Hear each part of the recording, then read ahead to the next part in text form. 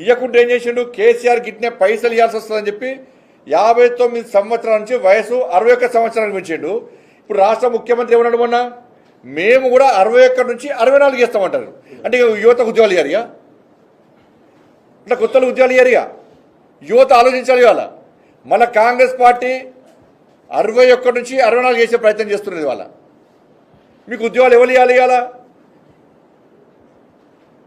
GPF పైసలు వాళ్ళ పైసలు వాళ్ళు వాడుకోవడానికి కూడా అవకాశం లేని పరిస్థితి.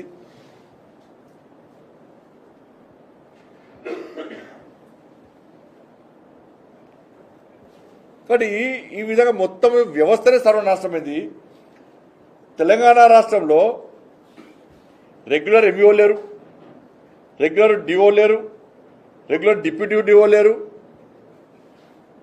అసలు విద్యాశాఖ మంత్రి లేడు. ఏమంది కాంగ్రెస్ పార్టీ? ఫస్ట్ ఏమన్నది? మా ప్రభుత్వం ఏర్పడిన వెంటనే 15% బడ్జెట్ కేటాయిస్తాం విద్యా వ్యవస్థకు, విద్యాశాఖకు అని చెప్పారు. ఇలా చాక్ పీసులు కొందామంటే పైసలు లేవు, బాత్రూమ్లు కడుగుదామంటే స్కావెంజర్ లేరు, కనీస వసతులు లేక ఇబ్బంది పడుతున్నారు ఉపాధ్యాయులందరూ కూడా. ఎక్కువ స్ట్రెస్కు లోనవుతున్నారు, వాళ్ళు పని ఒత్తిడికి లోనవుతున్నారు, ఆజమాయిషీ లేకుండా అయిపోయింది.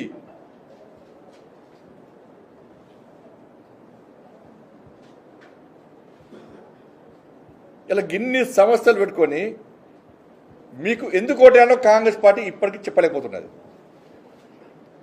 కాంగ్రెస్ పార్టీకి మేధావర్గం ఎందుకు ఓటేయాలో ఇప్పటికీ కాంగ్రెస్ పార్టీ చెప్పలేకపోతున్నది. అందుకే వాతావరణం అంతా కూడా మా కోసం కొట్లాడేది మేమన్నా. ఇలా ఉద్యోగుల కోసం కానీ నిరుద్యోగ యువత కోసం కొట్లాడేది మేము. ఇదే 317 జీవో వల్ల దాదాపు 15 నుంచి 20 మంది ఉపాధ్యాయులు ఆత్మహత్య చేసుకున్నారు. అనారోగ్యంతో చనిపోయిన చాలామంది 317 జీవో వల్ల, వ్యతిరేక వల్ల.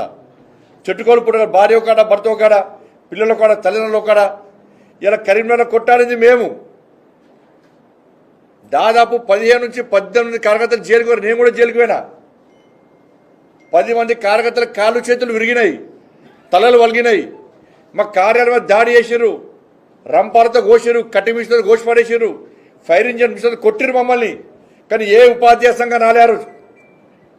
ఉపాధ్యాయుల సమస్యలు ఎదుర్కొంటే కేసీఆర్ అనే మూర్ఖుడు 317 జీవోన మూర్ఖతో బిల్లు తీసుకొస్తే ఏ ఉపాధ్యాయ సంఘం రాలే.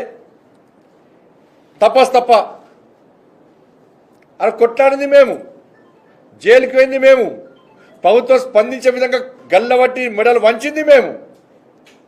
మరి కాంగ్రెస్ పార్టీ వచ్చింది ఆ రోజు? ఎందుకంటే కాంగ్రెస్ పార్టీకి ఉపాధ్యాయ వర్గం ఆలోచించాలి. ఇవాళ ఇదే నల్గొండలో నిరుద్యోగ మార్చి చేసినాం, వరంగల్లో నిరుద్యోగ మార్చి చేసినాం, ఖమ్మంలో నిరుద్యోగ మార్చి చేసినాం, పిఆర్సీ మీద కొట్లాడినాం, డిఏల కోసం కొట్లాడినాం, ప్రమోషన్ కోసం కొట్లాడినాం. కొట్లాడింది మేము.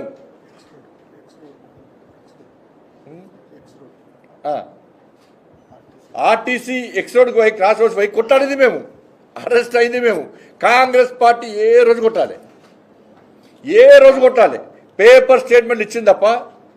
సరే అక్కడక్కడ తూతూ మంత్రంగా వలన ధర్నాలో రాస్తారో దిశకొని అలవెట్టిరవచ్చు, కానీ జైల్లోకి పోయింది కొట్లాడింది మేము. ఎందుకు కొట్టాలి కాంగ్రెస్ పార్టీకి? కాబట్టి అంత మేధావి వర్గం.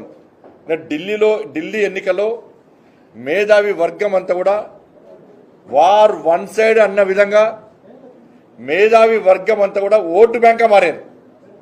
మేధావి వర్గం అంతా ఓటు బ్యాంక్గా మారి భారతీయ జనతా పార్టీని గెలిపించారు. 12,75,000 రూపాయలు ట్యాక్స్ ఎగ్జంప్షన్ అంటే మామూలు విషయం కాదు. ఎప్పుడు కూడా ఉద్యోగ ఉపాధ్యాయ వర్గాలు ఆలోచించలే, ఇంత బెనిఫిట్ ఉంటుందని చెప్పి ఆలోచించలే. మీ ఇబ్బందులను గుర్తుంచుకొని నరేంద్ర మోడీ ప్రభుత్వం ఈ అవకాశం ఇచ్చింది. ఆలోచించాడు ఒక్కసారి. సంవత్సరం లోపల 10 లక్షల మందికి ఉద్యోగాలు ఇస్తామని చెప్పి నరేంద్ర మోడీ గారు ప్రకటించిన తర్వాత ప్రధానమంత్రి రోజ్గార్ మేళా పేరుతోని ఇప్పటికీ 9,20,000 మందికి కేంద్ర ప్రభుత్వాలు ఉద్యోగాలు ఇస్తున్న ఘనత నరేంద్ర మోడీ గారి ప్రభుత్వాన్ని.